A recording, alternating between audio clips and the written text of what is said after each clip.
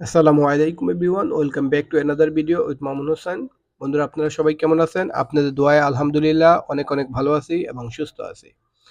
যেহেতু আজকে জুমা মোবারক, মানে জুমার দিন শুক্রবার একটা গুরুত্বপূর্ণ ফজিলত হলো যে আপনারা চেষ্টা করবেন, যেহেতু আজকে অলরেডি এখন দুপুরের পর হয়ে গেছে।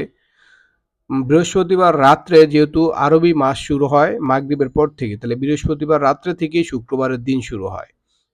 তাই আপনারা শুক্রবারে, মানে বৃহস্পতিবার রাত্রে মাগরিবের পর থেকে শুক্রবারে মাগরিবের আগ পর্যন্ত সূরা কাফটা তেলাওয়াত করবেন।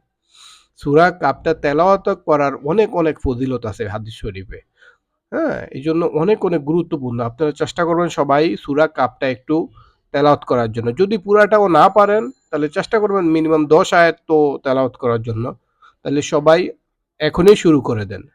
আর আমার ভিডিওটা বেশি বেশি করে শেয়ার করে দেন। আর শুক্রবারে বেশির থেকে বেশি দুরূদ শরীফ পড়বেন। নবীর উপরে বেশি বেশি করে দুরূদ পড়বেন। দুরূদ পড়লে কি হবে, ধরেন আপনি একবার দুরূদ পড়লেন সাল্লাল্লাহু আলাইহি ওয়াসাল্লাম, এটা একদম ছোট দুরূদ, বড়টা পারেন না সমস্যা নাই, সাল্লাল্লাহু আলাইহি ওয়াসাল্লাম এতটুকু পড়েন। আপনি একবার নবীর উপরে দুরূদ পড়লে আপনার আল্লাহ তাআলা আপনার 10টা গুনাহ মাফ করে দিবে।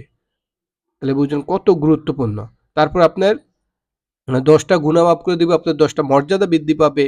আর অনেক অনেক ফজিলত আছে। হ্যাঁ, এগুলা আমরা অল্প সময়ের মধ্যে এইসব আমল করতে পারি, কিন্তু বেশি সময় আমাদের লাগে না। তাহলে সবাই ভালো থাকবেন, সুস্থ থাকবেন। আল্লাহ হাফেজ। আসসালামু আলাইকুম রহমতুল্লাহ।